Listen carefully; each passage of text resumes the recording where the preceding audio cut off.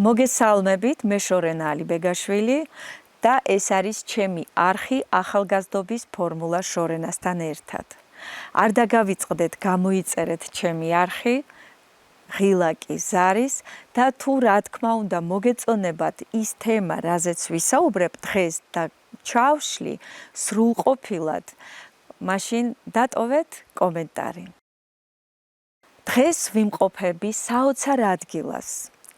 არანორმალური დოზით ენერგია, ჟანგბადი და ბუნება, სადაც შენ შეგიძლია იპოვო არა მხოლოდ საკუთარი თავის ბალანსი, მენტალური, ფიზიკური და ენერგეტიკული სხეულით, არამედ შეივსო უზომო რაოდენობით ჟანგბადით. და ზუსტად ეს ადგილი შევარჩიე იმისათვის, რომ ვისაუბროთ ყველაზე მნიშვნელოვან თემაზე, ჩემი აზრით, ჩვენს ცხოვრებაში ეს არის სუნთქვა, რომელიც აუცილებელია ადამიანის სიცოცხლისთვის. ჩვენი ცხოვრება იწყება შესუნთქვით, ბავშვი რო იბადება, პირველი რაც ხდება, ყველა ელოდება, როდის დაიწყებს სუნთქვას, როდის გაიხსნება ფილტვები, ხომ ასეა? და ადამიანის ცხოვრება თავდება ამოსუნთქვით. რა თქმა უნდა, არ გვინდა ამაზე საუბარი, მაგრამ ეს არის რეალობა და ჩვენ ამას ნელ-ნელა ალბათ უნდა შევეგუოთ. ამიტომ ის ყველაზე დიდი და ყველაზე მნიშვნელოვანი ალბათ საჩუქარი უფლისგან, რაც მოგვეცა სუნთქვის საშუალება, უნდა გამოვიყენოთ და გამოვიყენოთ სწორად. და ამისათვის, რომ ვისწავლოთ სწორად სუნთქვა, ზუსტად ამისათვის აუცილებელია, რომ მივიღოთ ცოდნა საკუთარი თავის შესწავლით და ასევე უნდა ვიცოდეთ ცოტა მედიცინა, რომ ვმართოთ საკუთარი სხეული. დღეს ჩემი სტუმარია ძალიან საინტერესო ადამიანი, ჩემი ძალიან ძველი მეგობარი, უშუისტი, ადამიანი, რომელმაც შეისწავლა ეს ყველაფერი, რაზეც დღეს ვისაუბრეთ, ძალიან სიღრმისეულად, იმიტომ რომ არის ექიმი. ადამიანი, რომელიც არ არის ცნობილი ჯერჯერობით სოციალურ ქსელში, მაგრამ საკმაოდ წარმატებული თავის სფეროში. ეს არის კახა მანჯავიძე და ვფიქრობ, უმჯობესია, რომ კახამ თვითონ წარადგინოს საკუთარი თავი. კახა, გამარჯობა. გამარჯობა შორინა, მოგესალმებით. მე გახლავართ კახა მანჯავიძე, ექიმი. ჩემი დარგი, ანუ სამედიცინო მოღვაწეობის სფერო არის ფიზიკური მედიცინა, სამედიცინო რეაბილიტაცია და სპორტის მედიცინა. როგორც შორენამ აღნიშნა, დიდი ხანია, ფაქტიურად ბავშვობის ასაკიდან ჩვენ ერთად ვარჯიშობდით ამ სპორტის სახეობაში, ჩვენ ვიყავით სპორტსმენები, მაგრამ მომავალში ეს ყველაფერი გადაიზარდა მედიცინასთან კოლაბორაციაში. და ჩვენს საქმიანობას ძალიან დიდი ისტორია აქვს და დიდი მეგობრობა. კი ბატონო, ანუ გადაიზარდა, შენ შემთხვევაში შენ სამედიცინო კუთხით გაყევი, მე ცოტა სხვა კუთხით, მაგრამ მაინც გზები გადაიკვეთა, იმიტომ რომ რაც არ უნდა იყოს, ჯანსაღი ცხოვრება, ადამიანის ბუნება ზოგადად ისე არის აწყობილი, რომ ჩვენ ალბათ რაც უფრო მეტი დრო გადის და ასაკი გვემატება, უფრო მეტ ყურადღებას ვაქცევთ ალბათ ჯანმრთელობას. თუმცა დამეთანხმები ალბათ კახა, რომ ჩვენი შიფუ, ჩვენი წვრთნელი, მოდი ასე დავარქვათ, ჩვენი მასწავლებელი გვასწავლიდა ბავშვობიდან იმ ყველაზე მნიშვნელოვან და ყველაზე ძვირადღირებულ სწორ სუნთქვას, რომელიც ალბათ როგორც შენ, ასევე მე დაგვეხმარა ცხოვრებაში ძალიან ბევრ თუნდაც ჯანმრთელობის პრობლემების მოგვარებაში. გადალახვაში, მოდი ასე, ხო, სწორია. კახა, მოდი იცი რა მაინტერესებს? ერთია რომ ჩვენ ვიცით და დღეს უკვე სოციალურ ქსელში ძალიან ბევრი ინფორმაცია იდება სწორ სუნთქვასთან დაკავშირებით. რას ნიშნავს სწორი სუნთქვა? კი ბატონო. ალბათ ეს უცხო არ არის და ლოგიკურია, ყველა ადამიანი სუნთქავს. ნამდვილად. სუნთქვა ეს არის სიცოცხლე, ესე ვთქვათ, და სუნთქვის გარეშე ადამიანი და არა მხოლოდ ადამიანი, ბევრი ორგანიზმი ვერ იარსებებდა დედამიწაზე. ჩვეულებრივად ადამიანი ფიზიოლოგიურად სუნთქავს მკერდისეული სუნთქვით. მაგრამ სწორ სუნთქვას, როგორც შენ აღნიშნე, ჩვენი მასწავლებელი სიუენ ჯაოშანი გვასწავლიდა, რომ ეს არის მუცლისმიერი სუნთქვა. ანუ სამედიცინო ენაზე რომ აღვნიშნო, დიაფრაგმალური სუნთქვა. სხვათა შორის ბოდიში არ დაგავიწყდეს, რის თქმა გინდოდა, ანუ იძახიან, რომ ქალები სუნთქავენ მკერდით და მამაკაცები სუნთქავენ მუცლით. თუმცა მე პირადად იცით, ხო, ეს ცოტა ის არის, საკამათო საკითხი არის ეს. და რა შეეხება, ესე იგი სწორ სუნთქვას. ანუ სწორი სუნთქვა ცვლის ადამიანში ჯანმრთელობას, ცვლის ემოციურ სფეროს, როგორც მენტალურ დონეზე, ასევე ფიზიოლოგიურ დონეზე და ადამიანი სულ სხვაგვარად გვევლინება. და რა ხდება სწორის, რას ნიშნავს სწორი სუნთქვა, ხო? მოდი როგორც ექიმი ესე ვიტყვი, რომ როდესაც ჩვენ სუნთქავთ დიაფრაგმალურად, ანუ დიაფრაგმა ეს არის ერთ-ერთი კუნთოვანი ქსოვილი არის, რომელიც ძირითადი ესე ვთქვათ ნაწილია ადამიანის სუნთქვისთვის. და ამ დროს ფილტვები იშლება ბოლომდე, ანუ ჟანგბადით იტვირთება მაქსიმალურად ფილტვების ქვედა წილები. ქვედა წილების სისხლის მომარაგება სისხლით, ანუ ძალიან გაზრდილი არის. ანუ სისძარღვთა კალაპოტი იქ არის ძალიან დიდი. და ლოგიკურად ჟანგბადით დიდი რაოდენობით მიეწოდება ორგანიზმს. რაც შეეხება ჟანგბადის დანიშნულებას, ეს არის გაზთა ცვლა, ანუ სუნთქვა, ეს არის გაზთა ცვლა, ადამიანს მიეწოდება ფილტვებით სისხლის გავლით ორი ჟანგბადი და აგრეთვე გამოიყოფა ნახშირორჟანგი, CO2 ნახშირორჟანგი. აგრეთვე ენერგეტიკული დანიშნულებაც აქვს ჟანგბადს, ანუ სწორ სუნთქვას, იმიტომ რომ ჟანგბადი ჩადის ქსოვილებში, სიღრმეებში, ყველა უჯრედთან მიდის და აუმჯობესებს მის ცხოველმყოფელობას, ესე ვთქვათ. და აგრეთვე გააჩნია ენერგეტიკული მნიშვნელობა, იმიტომ რომ სუნთქვა პირდაპირ დაკავშირებულია გულთან, თავის ტვინთან და ასევე კუნთოვან სისტემასთან, მთლიან სხეულთან. და როგორც ზემოთ აღვნიშნე, ის ცვლის მთლიანად ფიზიოლოგიურად,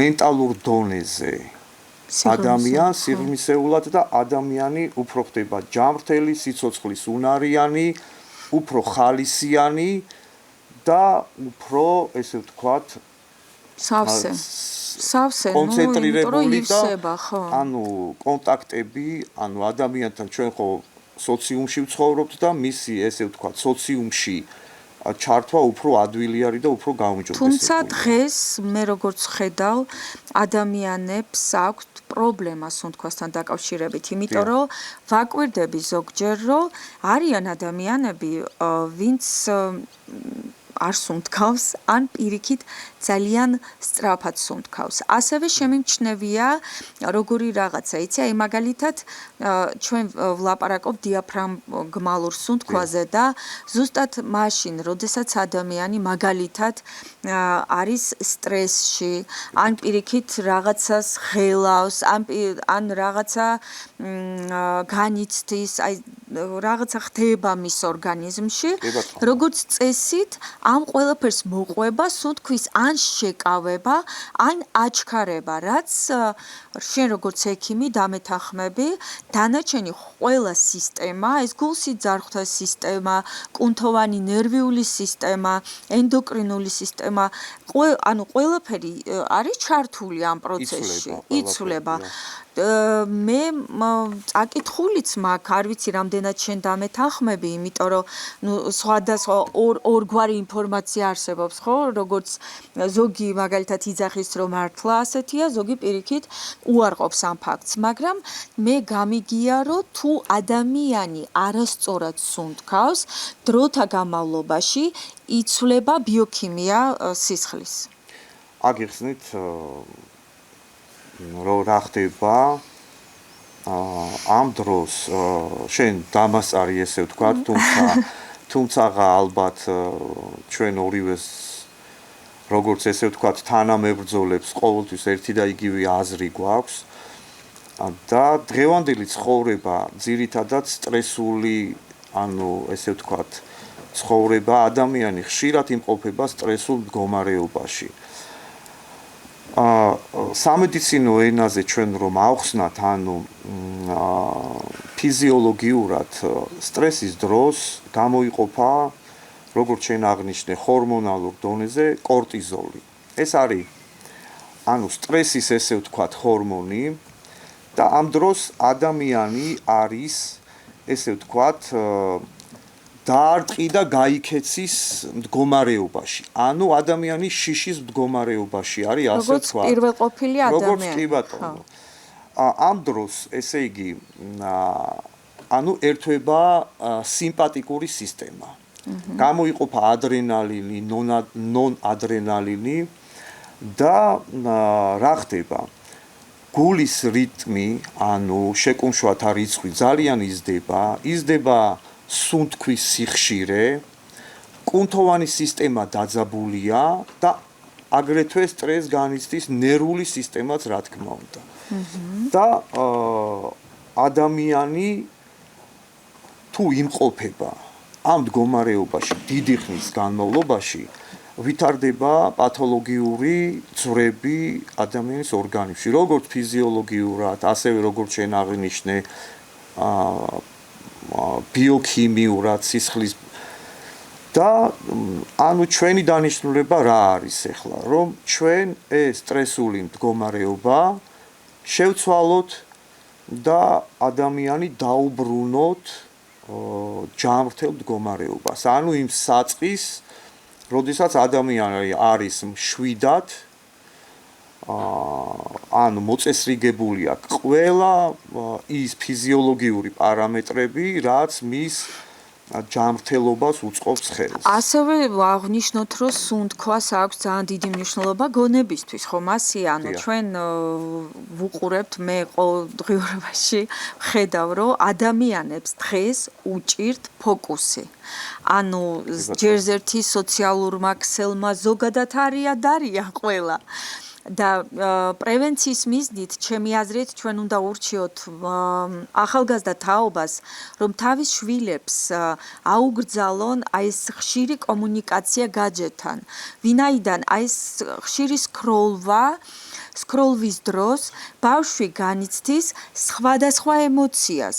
ამ დროს სუნთქვა, როგორც ისეთი, არის ხან ხშირი, იმიტომ რომ როცა ნერვიულობს, პირიქით იკავებს, ან პირიქით ცდილობს, რომ აუჩქაროს და ეს ყველაფერი, რა თქმა უნდა, საბოლოოდ აგდებს ადამიანს იმ რაღაცა ბალანსის საშუალებას არაწევს. კი ბატონო, ჰარმონია ირღვევა. ეს მარტო არა პატარებში, არამედ დიდებში, მაგრამ ნუ პატარებში ალბათ ჯობია, რომ უკვე დღევანდელი დღიდან დავიწყოთ ამაზე ზრუნვა. თუმცა მე მაინტერესებს აი დღეს დემენსია, ალცგეიმერი, ეს არის ის დაავადებები, რომელიც ასე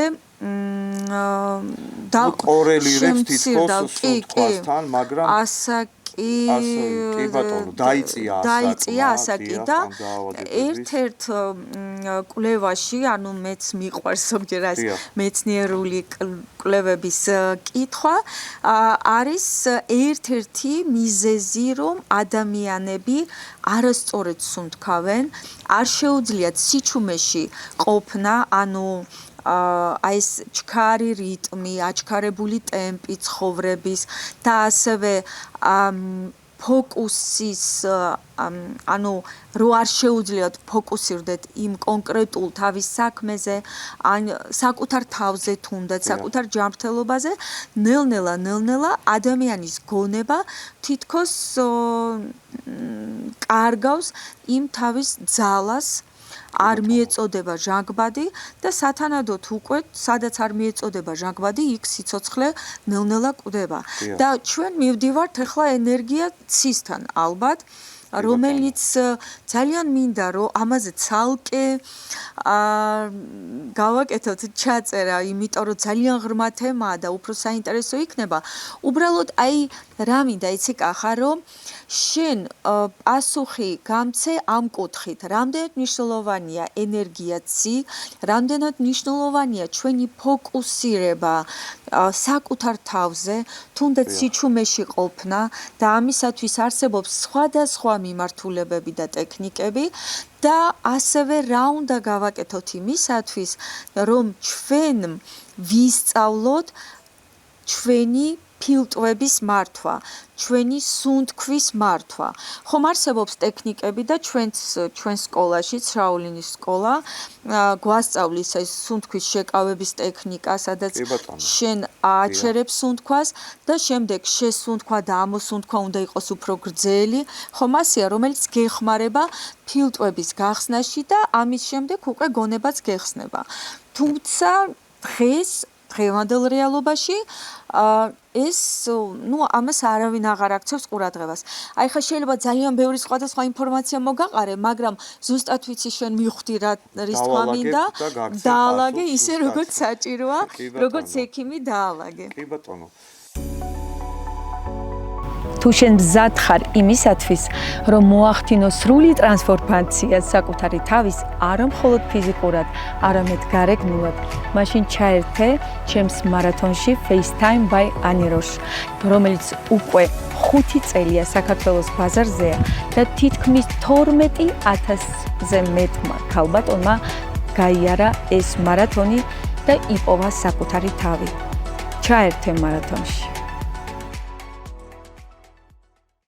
ესე იგი, ჩვენ გავჩერდით იქ, რომ ადამიანი იმყოფება სტრესულ მდგომარეობაში და აღწერეთ, ანუ რა ძვრები მიდის, ფიზიოლოგიური ძვრები, ბიოქიმიური ადამიანში.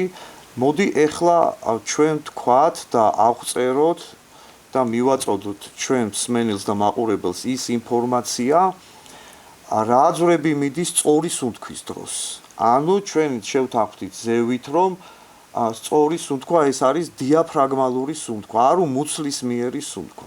აი როგორ არის ეს? ეხლა ხელი უნდა დავი, როგორც ცნობილი არის. ეხლა რა ხდება? ანუ სწორი სუნთქვის დროს, ანუ დიაფრაგმა, როგორც კუნთოვანი, ესე ვთქვათ, ორგანო, კუნთი არის მთლიანად, ერთგვარ მასაჟს უკეთებს მუცლის ორგანოებს. ანუ როცა ჩვენ სიღრმისეულად სუნთქავთ, აგრეთვე ის ააქტიურებს უკვე საპირისპირო სისტემას, პარასიმპათიკურ სისტემას და ალბათ ყველას გაგვიგია ვაგუსი, ანუ ეს ნერვი, რომელიც აწვდის ინფორმაციას სტრესის შესახებ თავის ტვინს და ჩვენი სწორი სუნთქვის მეშვეობით ჩვენ გადავდივართ და ვცვლით სუნთქვის სიხშირეს, იცვლება გულის რიტმი, ანუ შეკუმშვათა რაოდენობა 1 წუთში. როგორც ზემოთ აღვნიშნეთ, სტრესის დროს დაძაბული არის კუნთოვანი სისტემა და ადამიანი ამ დროს განიცდის, ესე ვთქვათ, კუნთოვან მოდუნებას, რელაქსს და ადამიანს ეხსნება შიშის, ანუ სტრესის მდგომარეობა. ეს ყველაფერი გამოწვეული არის უკვე საპირისპირო ჰორმონების გამოყოფით, ვიდრე კორტიზოლი, ადრენალინი და ნონადრენალინი. და ამ თუ საჭირო იქნება ამ ჰორმონების შესახებ შემდეგ ჩართვაში მოგიცხრობთ. აუცილებლად. ანუ ადასტურებ იმ ფაქტს, რომ სწორი სუნთქვით ჩვენ შეგვიძლია გავიხანგრძლივოთ ახალგაზრდობა. კი ბატონო, გეტყვით, შენ საუბარში აღნიშნე, ანუ ძალიან მძიმე დაავადებები, რომელიც არის დემენცია და ალცჰეიმერის დაავადება, თუმცა მათ ასე ვთქვათ, ეტიოლოგია და პათოგენეზი სხვა აქვს, თუმცა ჩვენი ადამიანის დანიშნულება რა არის? ჩვენი დანიშნულება გავიხანგრძლივოთ სიცოცხლე და სწორი სუნთქვა არის ამისი პრევენცია, ასე ვთქვათ, ამისი წინასწარ განწყობა. და რაც შეეხება სასიცოცხლო ენერგიას ცის. ცი არის სწორი თუ ჩი? ანუ ბევრი მეკითხება, ანუ მე კი ვიცი როგორც არის, მაგრამ მინდა შენგან. ანუ ჩინურად ცი არის და ევროპაში ინგლისურად ტაი ჩის ესე იძახიან და ცი ეს არის სასიცოცხლო ენერგია და ხშირად მაქვს მე შენთვის მოყოლილი და ახსნილი, რომ ადამიანი როცა იბადება, თან დაჰყვება ეს სასიცოცხლო ენერგია. და მთლიანობაში ჩვენი ეს უშუ, ჩვენი საყვარელი, ესე იგი სპორტის სახეობა, რომელიც მხოლოდ სპორტი არ არის, ეს არის ფილოსოფია, ეს არის ესე ვთქვათ, ჯამრთელობა, ეს არის ტანვარჯიში და ასე შემდეგ. რო განმარტოთ, აი ტაიჩი და უშუ, აი მინდა რომ შენგან გაიგოს მაყურებელმა, რა არის, იმიტომ რომ ძალიან ბევრი კითხვა იბადებოდა ამ წლების მანძილზე, ვერ ხვდება ხალხი კუნფუ, უშუ, ტაიჩი თუ ზოგადად ციგუნი და ეს ყველაფერი. განმარტე, ეხლა რა შუაში ეს ყველაფერი სუნთქვასთან, მე მინდა უბრალოდ მაყურებელს აუხსნა, რომ ამ ყველაფრის თავში ზუსტად დგას სწორი სუნთქვა. სწორი სუნთქვით იწყება ცხოვრება და როგორც თავიდან აღვნიშნე, როდესაც ადამიანი იბადება, პირველი რაც უნდა გააკეთოს, უნდა გაეხსნას ფილტვები, ხომ ასეა? და ზუსტად ეს არის ის აუცილებელი, რაც უნდა ვისწავლოთ. კი ბატონო, ეხლა რაც შეეხება შენს მიერ დასმულ შეკითხვას უშუს შესახებ, ანუ უშუ ეს არის ესე ვთქვათ, საერთო მცნება, ზოგადი მცნება, რომელშიც ესე ვთქვათ, განიხილება შემდეგი მიმართულებები, ანუ არსებობს უშუ სპორტი, რომელსაც აქვს თავისი მასაც კი თავისი მიმართულებები აქვს, იქ არის ესე ვთქვათ, ჩანცუანი, ნანცუანი, არის და არის დაუშუ, გუმშუ, ანუ ხმლის ფლობის ოსტატობა, ჯოხით ფლობის ოსტატობა, მარაოთით, თუმცა ეს ყველაფერი კარგად არის თანამედროვე უშუ სპორტში წარმოდგენილი. რაც შეეხება ტაიძიცუანს, ანუ ტაიჩის, ესე ტაიძის და ციგუნს, ესეც უშუს მიმართულება არის. ანუ უშუს ქოლგის ქვეშ არიან შეფარებული ეს ყველა, ესე ვთქვათ, სახეობები და მიმართულებები. აქ რაიმე განსაკუთრებული არ არსებობს. და არსებობს კიდე მრავალი, ესე ვთქვათ, საბრძოლო ხელოვნების მიმართულებები, რომელსაც კრებითი სახელი ქვია უშუ. თუმცა ევროპაში მას დაარქვეს გუნფუ, ანუ კუნფუ დაარქვეს, თორე ეს ორივე ერთი და იგივე არის, ასე აღვნიშნოთ, ესე ვთქვათ. ნუ ჩვენი სკოლა იყო შაოლინ ჩვენი ჩუანფა. სკოლა იყო, კი ბატონო, ძალიან საინტერესო და ლამაზი, ესე ვთქვათ, მიმართულება არის. ეს არის ტრადიციული სახეობებიც არსებობს, რომელიც უშუ სპორტისგან არის განსხვავებული. და ჩვენ დღეს ვანახებთ, წარმოვადგეთ ამ სახეობებს კოლაბორაციაში ტაიჩისთან და ციგუნთან ერთად. და რა მინდოდა კახა იცი, ეხლა ნამდვილად გამახსენდა, როგორ დამეხმარა მე მაგალითად პირადად ჩემ ცხოვრებაში სწორი სუნთქვის პრაქტიკამ. როდესაც მშობიარობდი და ვაჩენდი პირველ შველს, მაშინ ჯერ კიდე არ ვიცოდი რა არის მშობიარობა. მე ვიცოდი რომ საკმაოდ პატარა ვიყავი და ვიცოდი რომ სწორად უნდა ვისუნთქო. ვიცოდი რომ ეს აუცილებელი პირობაა ჭინთვების დროს. არ ვიცი, ალბათ მაყურებელმა იცის, ადრე იყო ძალიან ცნობილი ექიმი ქორიძე, დავით ქორიძე და რო ვიმშობიარეთ, ძალიან სწრაფად ვიმშობიარეთ, წარმოიდგინე პირველი შვილი და ძალიან სწრაფად ვიმშობიარეთ. მიუხედავად იმისა, რომ თითქოს რაღაცა ცოტა დიდხანს მომიწია ლოდინი, მაგრამ სწრაფად ვიმშობიარე. ბოლოს მეკითხება, რა სპორტზე დადიოდი შენ? მეთქი რატო მეკითხება რა შუაში ეხა სპორტი, როდესაც მე ასეთ დღეში ვარ. თურმე მე როგორც აღნიშნა თვითონ ძალიან მობილიზებული ვიყავი სუნთქვის მხრივ და ძალიან სწორად სუნთქავდი. აი ეს არის ალბათ ერთ-ერთი ჩემი პირადი გამოცდილებიდან. ასევე მინდა აღვნიშნო მაგალითად შიშის დროს ან რაღაცა პროცესების დროს, როდესაც შენ გიჩქარდება. ფაქტიურად მშობიარობა დედისთვის ეს არის სტრესული მდგომარეობა. ხო დამეთახმები. ძალიან სტრესული. შენ უნდა დამეთახმო აუცილებლად, იმიტომ რომ შენ ნამდვილად მაგას ვერ დაიტრაბახებ? 4 ესე ვთქვათ, შვილის დედა ხარ, ძალიან კარგი შვილები გყავს, რომელთაც მე პირადად ვიცნობ და ალბათ ყველა დამეთახმება ჩვენი მაყურებელი და ეს სწორი სუნთქვაც, რაც ჩვენ ვისწავლეთ, ანუ ჩვენი ვარჯიშების დროს, რომელსაც იცით, ზოგჯერ გონიათ, რომ ეს ადვილად მოდის.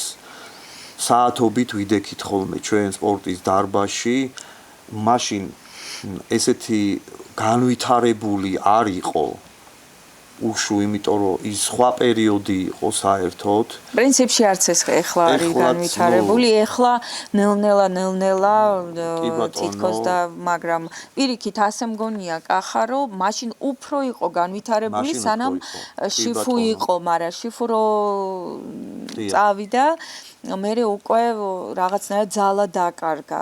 მაგრამ დავრჩით ჩვენ. და რა მინდა იცი კახა, კითხო შენ. აი ჩვენ დასაწყისში ვისაუბრეთ დიაფრაგმალურ სუნთქვაზე და ზუსტად ვიცი რომ ძალიან ბევრს მაინც აინტერესებს. შეიძლება თუ არა ისწავლოს ადამიანმა სუნთქვა მუცლით.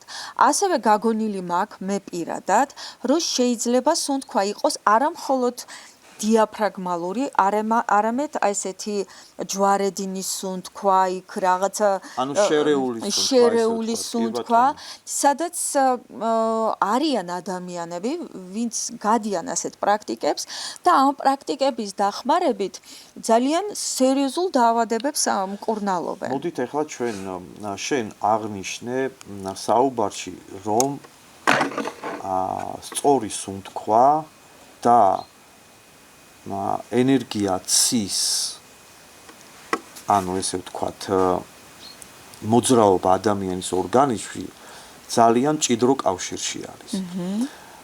მე საუბრის დასაწყისში აღვნიშნე, რომ სწორ სუნთქვას გააჩნია ენერგეტიკული დანიშნულება. როდესაც ჩვენ სწორად სუნთქავთ და ამავე დროს როდესაც ადამიანი სხეული უკვე გავარჯიშებული არის იხსნება ენერგეტიკული არხები, ესე ვთქვათ. სადაც ცი მოძრაობს. ეს ცნობილი არის. ეხლა არ არის თუნდაც მაგალითად meditაციის დროს ძირითადად სუნთქვაზე არის, ხო, ორიენტაცია? კი ბატონო, ეს meditაცია მაინც გონებრივი, ანუ მენტალური ეს ვთქვათ, მდგომარეობა არის, რა თქმა უნდა, იქ სუნთქვაც მონაწილეობს. და რა ხდება?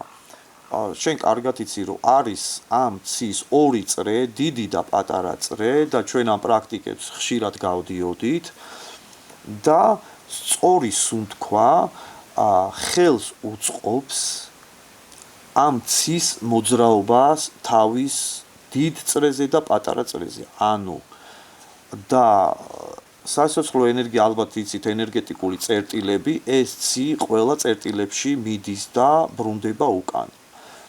რაც შეეხება თავიდან აღნიშნე შენ და მეც ვთქვი რომ ცი ეს ადამიანი როდესაც იბადება თან დაყვება და თვითონ ესე ვთქვათ ჩინურ ფილოსოფიაში და მედიცინაში ეს სასიცოცხლო ცი თავმოყრილი არის მცირე მენჯის ღრუში პატარა მუცელს ვეძახით ხოლმე ჩვენ ანუ და დროთა განმავლობაში ანუ დაბერება, იმიტომ რომ ადამიანი მაინც ადამიანის თქვა როგორ არ მიყვარს ეს სიტყვა არ ბერდება ადამიანი არ ბერდება და ზუსტად ამ ცის შენარჩუნებას აქვს ძალიან დიდი მნიშვნელობა. ცის შენარჩუნება შეიძლება მოხდეს და შეივსოს საკვებით, წყლით, ჰაერით და ჰაერში მე ვგულისხმობ სწორი სუნთქვით. ну ზოგადად ნახე მე როგორც ვიცი ენერგია ენერგეტიკული ეს ბატარეა ეგრეთ წოდებული რომელიც მოგვეცა და დატენილი მოგვცეს და რასაც არ აფასებს ადამიანი და კაცობრიობა დროთა განმავლობაში ჩვენი ნახე რა მაინტერესებს სად მიმყავს ახლა საუბარი ჩვენ გვაქვს 5 გრძნობის ანუ ორგანო ხო ასევე გვაქვს ჩვენი ჩვევები, გვაქვს ჩვენი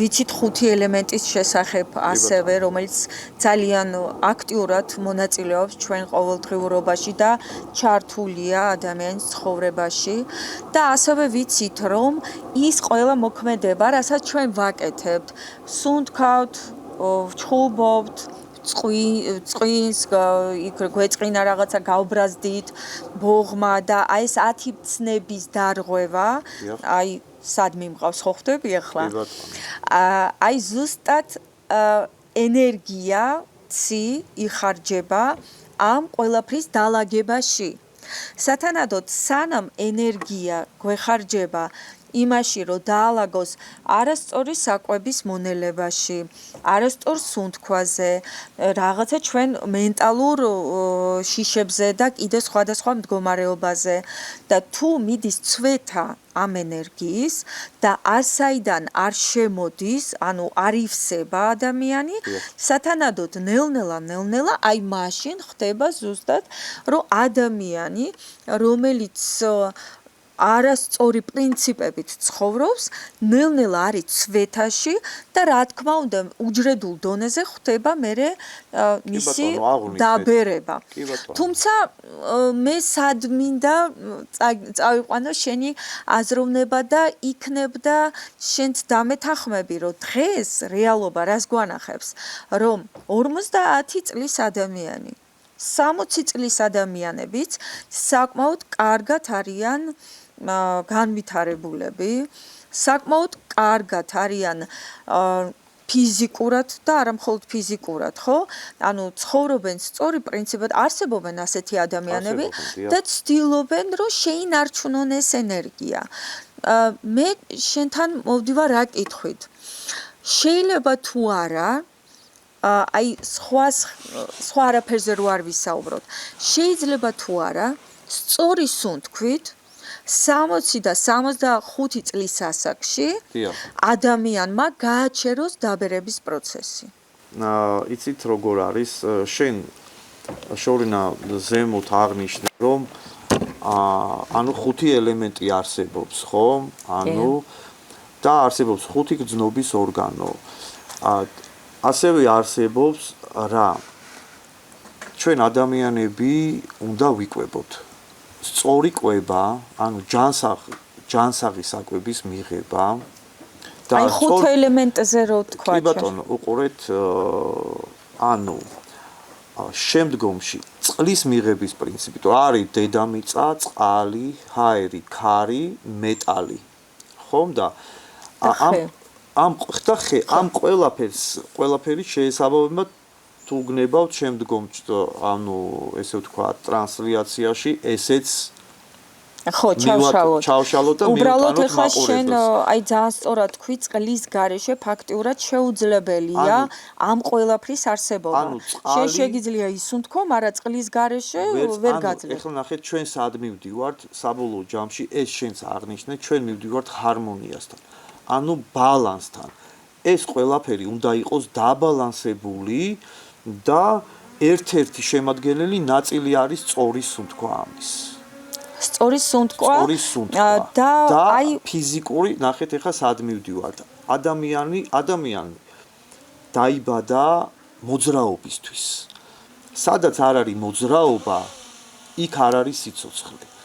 სუნთქვაც ჩასუნთქვა ეს არის აქტიური პროცესი. ამოსუნთქვა ეს არის პასიური პროცესი. ხო? ესე დამეთანხმები, ხო? წყლის მიღებაც, ანუ ჭამაც, ანუ საკვების მიღებაც, ეს არის ყველაფერი აქტიური პროცესი არის. მაშინ ჩვენ არ გვექნებოდა კუნთოვანი სისტემა და საყრდენ-მამოძრავებელი სისტემა, იმიტომ რომ ადამიანი გაჩენილი არის ოდითგანვე მოძრაობისთვის, გადაადგილებისთვის.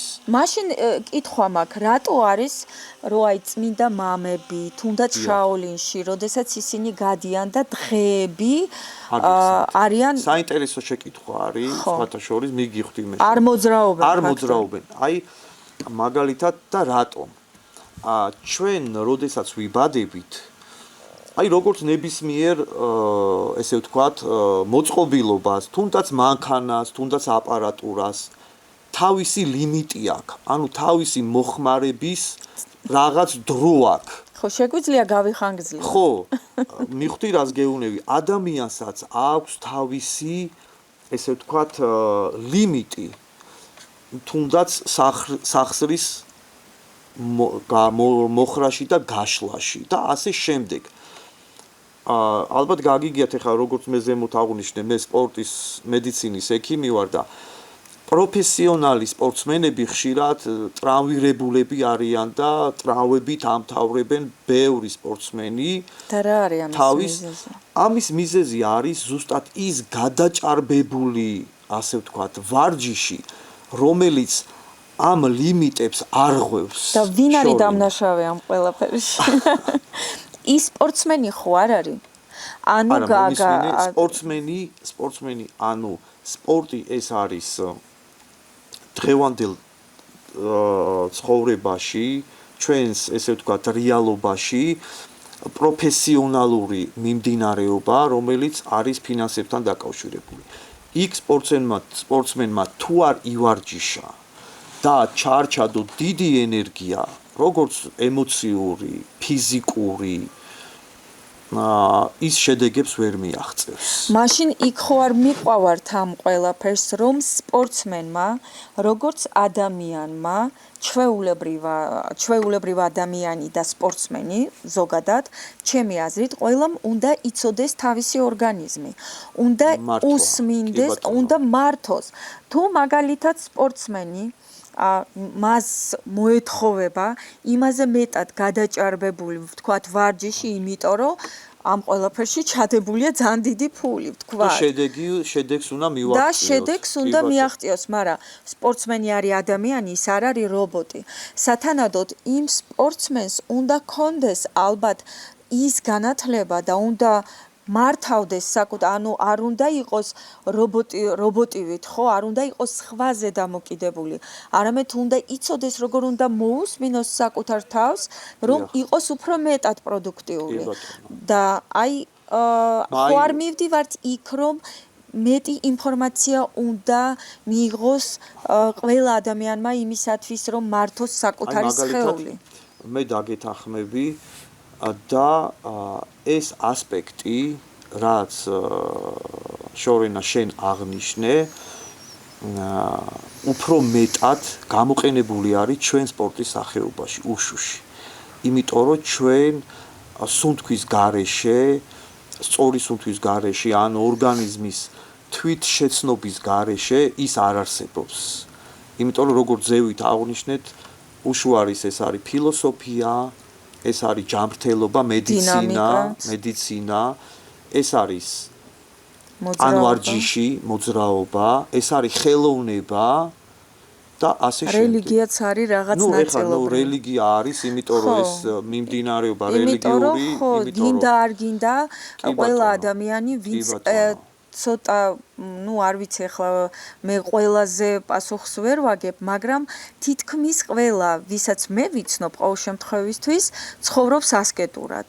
ანუ ადამიანები, ვინც ოდესმე უშუთი, რაღაც შეხება ჰქონდათ უშუსთან, ალკოჰოლი, ვთქვათ, სიგარეტი, მით უმეტეს ნარკოტიკი, რაღაც ძალიან შორს არის ასეთი ადამიანებისგან და ჩემი აზრით ეს არის ზუსტად ის, რას აფუძველსაც გააძლევს ეს მიმართულება და სუნთქვასაც იქ უკავია პირველი ადგილი ჩემი აზრით.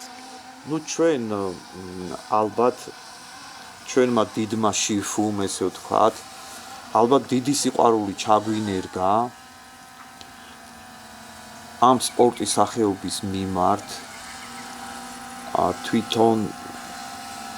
თვითონაც ასეთი ადამიანი იყო და ჩვენ დღესაც ამ ასაკში გვიყვარს ეს ყველაფერი, ესე ვთქვათ, ეგზოტიკური სახეობა, რომელიც არა მარტო სპორტი არის, როგორც თქვით, და ალბათ ჩვენი ჯანმრთელობის ფორმულა ერთგვარად აქედანაც მოდის. ხო. ძალიან ღრმა თემაა და ჩვენ შეგვიძლია უსასრულოდ ვისაუბროთ, მაგრამ ეს არ არის, თქვათ, ერთი ჩვენი შეხვედრის თემა. ჩვენ აუცილებლად შევხვდებით და გავაგრძელებთ ამ თემას და სანამ დავამთავრებთ და აუცილებლად იქნება შემდეგი რეპორტაჟი, სადაც ჩავშლით ძალიან ბევრ საინტერესო თემას და დღეს მინდა დავასრულოთ დიაფრაგმალური სპაზმი, რომელიც ემართება ადამიანს რაღაც მიზეზების გამო. ანუ ზუსტად მაშინ ხდება ამ ჟანგბადის არასწორი მიწოდება ორგანიზმში. მოდი ეს თემა ჩავშალოთ და შემდეგ უკვე უნდა დავემშვიდობეთ მაყურებელს და რაღაცნაირად როგორ არის იცი, მე ვიცი რომ ერთი სიტყვით აქ ვერ იტყვი, მაგრამ როგორ მოხსნათ დიაფრაგმალური სპაზმი. არსებობს თუ არა ამის რამე მოძრაობა, მოქმედება? კი ბატონო, ღრმა სიღრმისეული სუნთქვა. როგორია ეს? ეხლა გეტყვით. სუნთქვაში, როგორც თქვით, მონაწილეობს დიაფრაგმა, ერთ-ერთი ძირითადი კუნთოვანი ორგანოა, კუნთი არის და აგრეთვე ნექტაშუა კუნთები, რომლებიც ჩასუნთქვის დროს, როგორც აღნიშნე, ეს არის აქტიური პროცესი, გულმკერდის ყაფაზი ფართოვდება და ამოსუნთქვის დროს ის მცირდება, მოცულობა და ჩვენ როგორც თქვით, რომ ჩვეულებრივი ადამიანი მკერდისეული, მკერდისმიერი სუნთქვით არის. ქალებზე იძახიან უფრო ქალები სუნთქვენ მკერდით. ძირითადად ესე არის და როდესაც უკვე აქ ირთვება დიაფრაგმალური სუნთქვა, მე აღვნიშნე, რომ ქვედაწილები, რომელიც ძირითადად მაინც არ მარაგდება ჟანგბადით სრულყოფილად, აქ უკვე ერთვება ქვედა წილები და სპაზმის მოხსნის როგორც მე ვთქვი თავიდანვე ეს არის და სტრესის მოხსნის პრინციპი არის ღრმა სიღრმისეული სუნთქვა და ეს არის რა თქვი ეს არის ჩვენი ციგუნი და ტაიჩი რომელიც მინდა აღვნიშნო ხშირად ეს თემა ხშირად წამოიჭრება ხოლმე იოგასაც რომელთაც შენ იცი რომ მე ბავშვობიდანვე ვარ დაკავებული იოგა მაინც დაახლოებით ეს არის სტატიკური ესე ვთქვათ მიმდინარეობა ხათხა იოგა მედიცინა ანუ ეს არის იოგა მედიცინა და როგორც ჩვენ ვთქვით რომ ადამიანი შექმნილია მოძრაობისთვის ზუსტად ის პრინციპები გადმოტანილი არის მოძრაობაში რომლის თვალსაჩინო ესე ვთქვათ სახე არის ჩვენი ტაიჩი და ციგუნი და ნუ ამ ყველაფერს კიდე აერთიანებს უშუ მოკლედ ჩვენ ამით ალბათ უნდა დავამთავროთ ეს უსასრულო თემა რომელიც როგორც სუნთქვა არის უსასრულო, როგორც ჟანგბადი არის უსასრულო და უნდა იყოს, უნდა ვისუნთქოთ, უნდა გაადავდოთ ჩვენი გაჯეტები და რაც შეიძლება უფრო მეტი ჟანგბადი მივიღოთ ორგანიზმისთვის, იმისათვის რომ პირველ რიგში ჩვენი გემოგლობინის სისხლში, რომელიც ძალიან მნიშვნელოვანია, ასევე ჩვენი ენდოკრინული სისტემა ჟანგბადის გარეშე ვერ იარსებებს ადამიანი, ამიტომ თუ ჩვენ გვინდა გავიხანგრძლივოთ ჩვენი ახალგაზრდობა, ჩვენი კანი, რა თქმა უნდა, თუ გვინდა რომ იყოს ლამაზი და ყოველთვის ანათებდეს შინაგანი სინათლე თუ გვინდა მოდიოდეს თვალებიდან, რა თქმა უნდა სწორად ვისუნთქოთ და არა მხოლოდ. ძალიან დიდი მადლობა კახა. თქვენ მადლობა. ძალიან დიდი მადლობა და მე როგორც ხედავ ახლა უკვე ძალიან ბევრი თემა